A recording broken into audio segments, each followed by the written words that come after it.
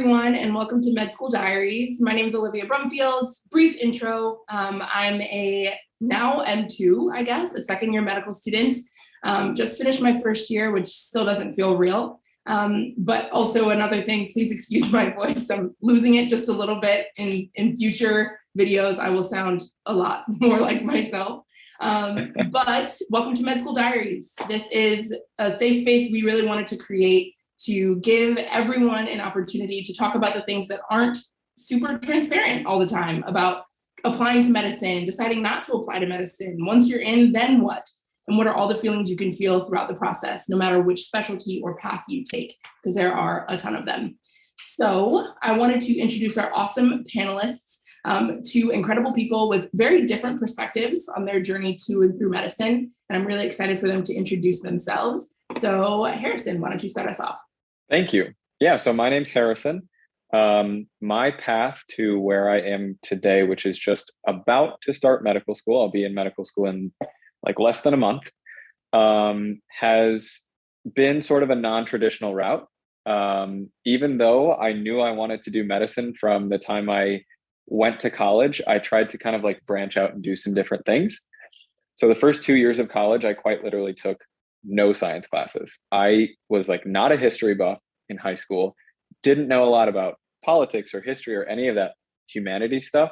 So when I got to college, that's pretty much all I did. I wanted to kind of like get out there and see what else there was to do and broaden my horizons, if you will. And I did that. So I accomplished that kind of personal goal for myself. But at the end of the day, those things just didn't light a passion in me like medicine and the sciences did. So starting junior year in undergrad, I, kind of re-pursued the sciences, ended up getting drafted to play professional baseball at the end of my college career. So I had to press the pause button on the pre-med track yet again. But that was okay. It was, again, something that, I had dreamed about since the time I was a little kid. And so I went and pursued that for just a couple of years after college. Ended up doing a post-bac program at Georgetown to get back on the pre-med track. And the rest is sort of history. I applied once to medical school, didn't get in. So I'm hoping that, throughout the course of these videos, I can kind of talk a little bit about the fear of not getting into medical school the first time. I know it's one that a lot of applicants, probably every applicant has. I had it for sure. But did end up getting in the second time around. And like I said, I'm going to start here in, just 3.5 weeks. So I could not be more excited, but, at the end of the day, I feel like I've had a lot of different experiences so far, that definitely warrant some discussion. So hoping that I can bring some of that kind of unique perspective to these discussions. Hi, everyone. I'm Maddie. I graduated college in 2020 during the pandemic. During those last 2 years, I was considering medicine, but unlike my other two panelists here, I decided it wasn't for me, at least for now. So I put a pause on that even after taking the MCAT. So I'm kind of like an overthinker about all of these things. So I'm here to offer a little bit of perspective on how like our prompt today is about just like getting caught up in the race of getting into med school. And I've probably had most of the thoughts and doubts that a lot of you guys have probably also had on your journey. So I'm just here to offer a voice to that and excited to talk about it a little bit more today. Awesome. Thank you both for introducing yourselves. And Maddie, you mentioned we do have a prompt for today that is definitely necessary to talk about. And I have a feeling we're going to really enjoy unpacking it. But in just your intros, you brought up like so many other topics that deserve equal amounts of space. Definitely very eager to get to all of them. I'm gonna have to maintain my excitement a little about those and read you the prompt for today. So this is from someone who submitted, and they were actually relaying a message from their friend, because more than we realize, these experiences are so much deeper than just the people that we think are experiencing them, which is a topic in and of itself, sort of the fact that all of this is behind the shadows. But let's talk about this one. It says, I would have spent less time worrying about the next stepping stone and instead spent more time reflecting on my priorities and figuring out my life and career goals. We get so caught up in the rat race of trying to get to the next level that sometimes we fail to realize how far we've actually come. And this for context, was in response to just a general reflection. Like, is there anything you change? Are there any thoughts or advice you give yourself in the past? And I don't think this person is alone in having this feeling. And I'm excited to hear what your thoughts are. Harrison, do you want to kick us off? Sure. When I first read this reflection, it hit me like right in the feels, because I am quite literally currently packing up my apartment to move to New York City to go to med school. My sole focus right now is my next step. Like, I am mentally out. I live in DC currently. I'm out of DC mentally. I'm in New York. I'm in med school. I'm at the next step already, and I am physically not there yet. So this one really, I think, is applicable to not just people in my position, not just people who are studying for the MCAT, who are in medical school, who are practicing physicians. All of those people, I think, can read and heed this advice. I was actually watching a TikTok recently of a practicing physician who was asked by one of his mentees, like, what was the moment that you decided beyond a shadow of a doubt, yes, I certainly want to be a physician? And his answer was, I still don't know that I want to be a physician. And what he meant by that was not like, I don't know, right? He's a practicing physician. So of course he's doing that every day. That is his profession. That's his career. That's, what he's doing. But what he meant is, he doesn't know if he just only purely wants to be a physician. There were other things that he did in his life that gave him so much joy outside of just that role of being a physician. He talked about being a singer-songwriter and recording podcasts on the side and things like that. And he said that variety was part of what gave him so much joy in life. And so, this response to this prompt about not getting caught up in just doing the same thing, applying to medical school, studying for the MCAT, whatever it is, not getting caught up in doing those same things day in and day out and letting it kind of consume your life and your being is so, so important. And so I think that analogy of like the rat race really, for me, kind of hit home. And I, at least after reading this feedback, took a step back and reflected on a couple of years ago when I was studying for the MCAT and when I was planning on applying to medical school. And the reflection led to me saying, like, look, if I could go back to that time as I am now and say to myself, dude, look at where you're going to be in 2 years, I would be so proud of myself. And so, heeding this advice, really kind of taking this to heart, and like, honestly, pause this show for a second, take a second to reflect on where you were 6 months ago, a year ago, 2 years ago, 5 years ago. You're going to be so proud of how far you've come. And so I think this is just so important as we move forward into the next stages of our lives, to take some time to just be appreciative of where we're at. I'll pick it up after Harrison. I kind of had a different experience, obviously, because I'm not going to med school. But I think same kind of theme of looking forward without realizing where you've been and where you are. I personally found myself in college at a study abroad program in England, studying organic chemistry for chemistry majors, not for biology majors or non-science majors. And the professor looked at me and was like, what are you doing here? And I was like, dude, I don't know what I'm doing here. He's like, well, if you're in like the sciencey field, then maybe you should consider medicine. And that kind of started the ball rolling for me of, oh, I'm here. I decided to come here with like 20 other people, so I must be on this path towards medicine. If I made this big life decision to move here for 3 months, then there must be some sign. So that kind of started me on the path to medicine. And I didn't really take the time to consider my priorities. Like the prompt says, figuring out my life and my career goals. I just was focused on the next step.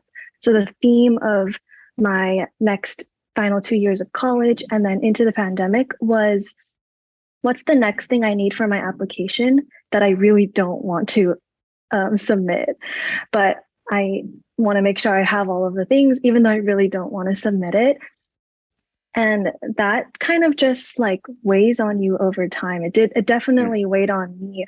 Like, oh, I need to scribe. I need to find a non-clinical job that shows my passion for medicine. Oh, I need to find my why, the reason why I want to pursue medicine and be a doctor, but I still don't want to apply. That I always had that like little piece of that little voice in the back of my head telling me that, but just denying it and trying to get to the next stepping stone.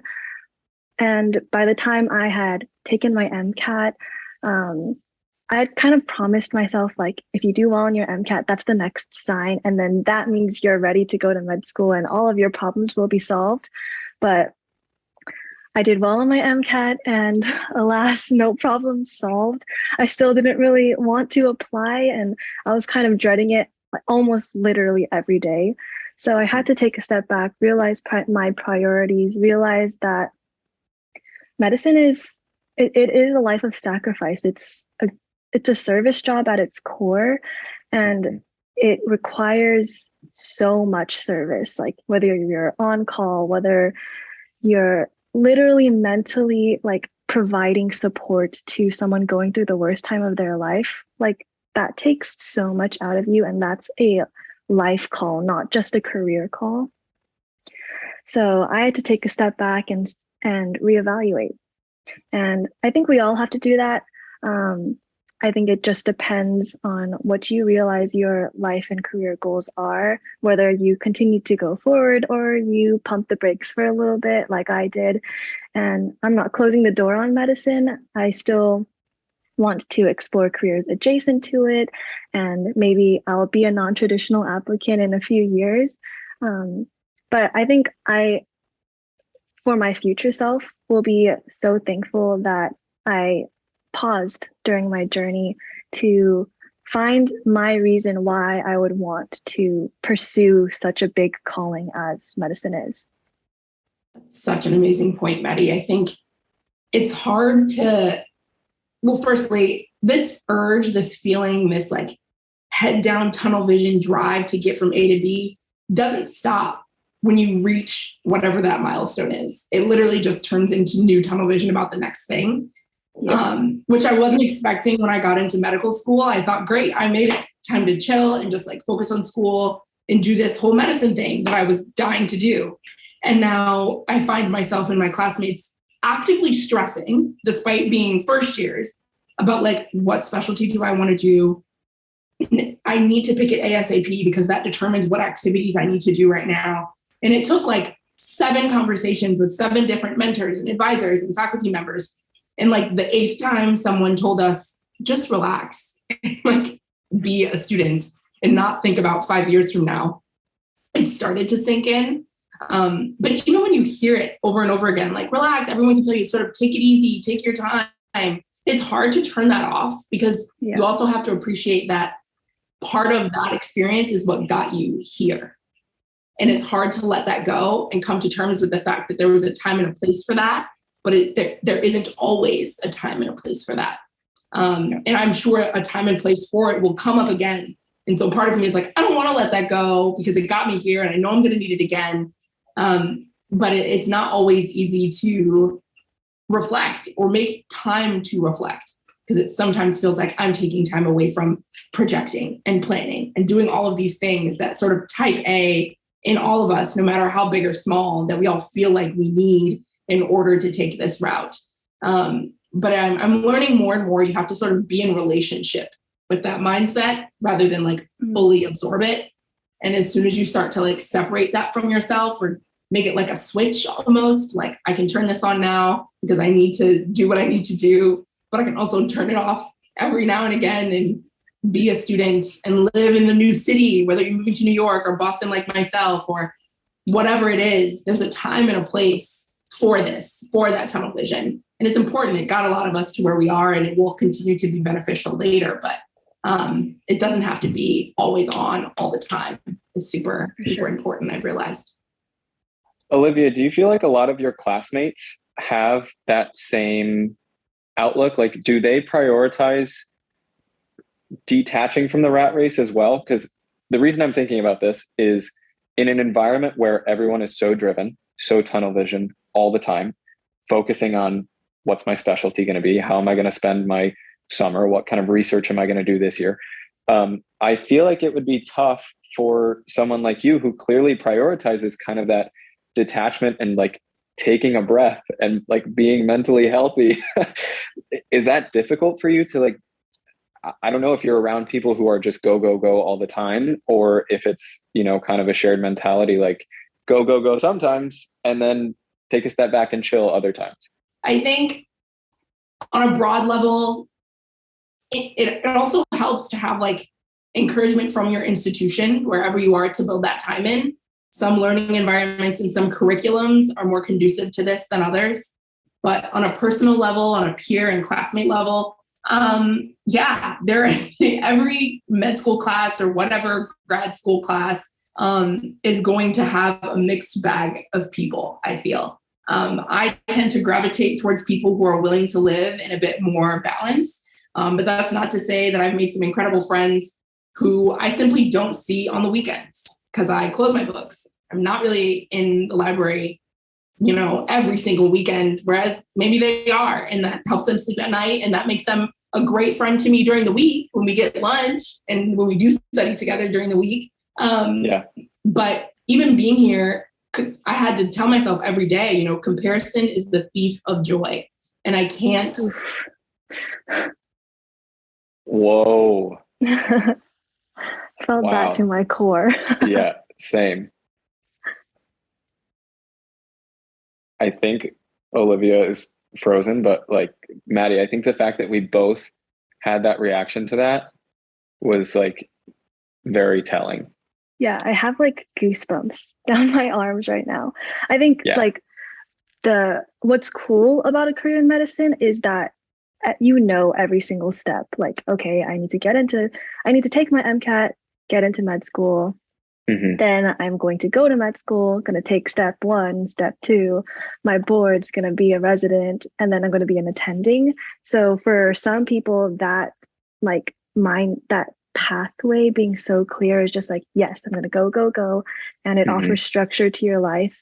But for some of us, it's like, oh my gosh, that's the next thing I have to do. And the next thing I have to do. And like, it's so easy to get caught up in like the next steps.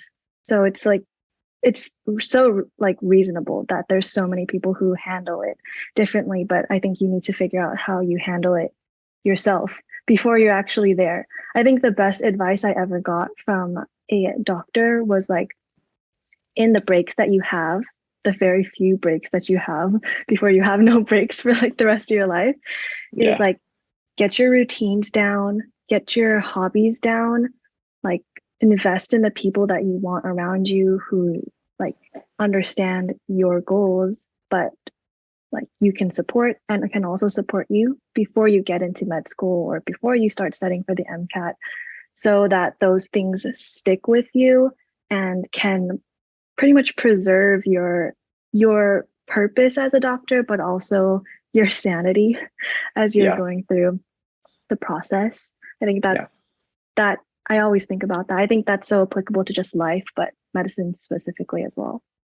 Yeah, I like that a lot. I think, you know, even like, again, now in my situation, I said that I'm like thinking forward to the future. Do I know what hobbies I'm going to have in med school? Do I know my routine?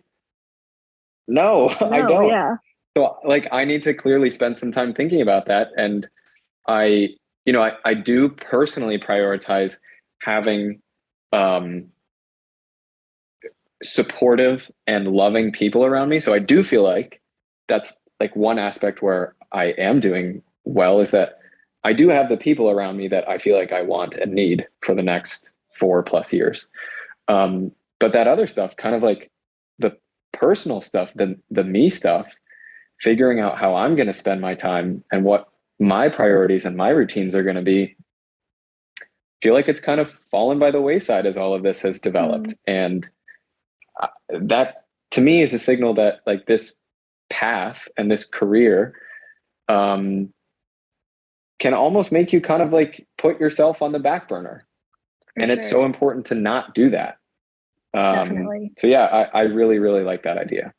Yeah, especially because the like training that you're getting during med school is a bit dehumanizing. You kind of have to like, I am a detective, not a human. I'm going to find the cause and take care of myself afterwards. So yeah, I think it's becoming a bit more of a narrative that is being shaped, but self-care in medicine and in doctors, I think, is so important as well.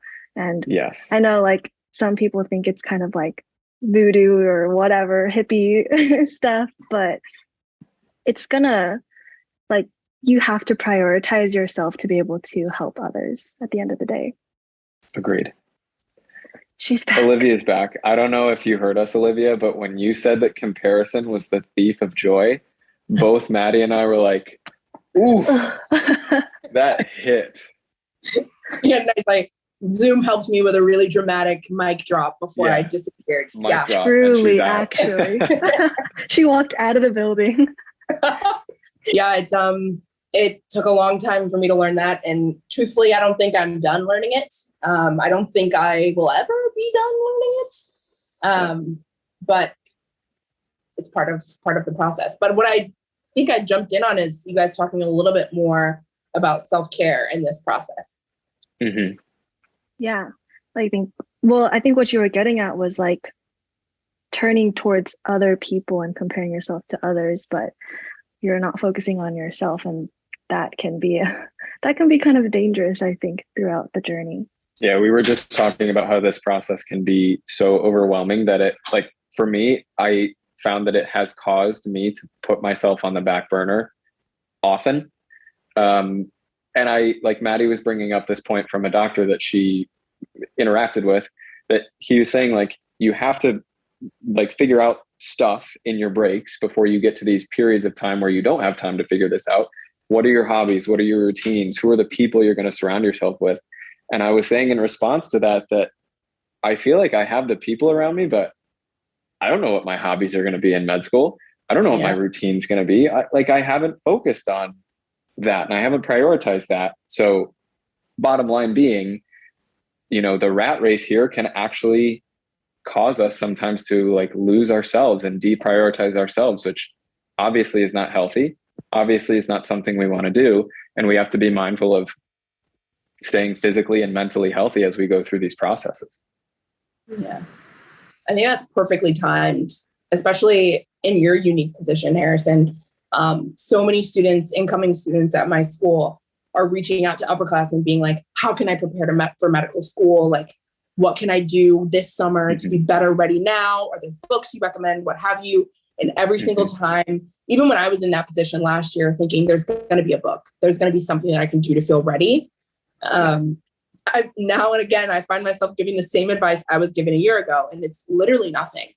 Live your life. Wake up at 9 or whatever time you feel is the time to wake up. Just practice doing anything but medicine to figure yourself out. That's like the biggest, strongest move you can make before you get here. Because there are going to be so many big personalities when you get to this brand new place with so many new people. And it's finally like all the people who want to do the same thing as you. And it's hard to not feel like you need to be the same.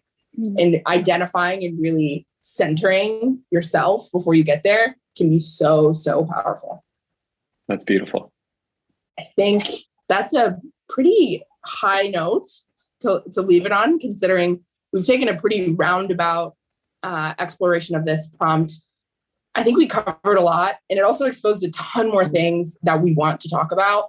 I don't think that's ever going to stop. Every conversation is going to open up 5 more doors, and we're always going to want to keep talking about things, which I'm happy about. I'm so excited to finally be having these conversations, whether they're for my benefit 5 years from now, again, stepping out of the rat race, or my benefit right now, or anyone else's benefit. No matter where you are in the process, all of these conversations are important. And even if you're outside of medicine, not a part of the process, half of this is really identifying things that are important for any stage of life, really any goal you want to pursue. We just all happen to be in and around medicine and can really speak to that experience. So it's been lovely chatting with you guys, and I'm excited to see you at the next one.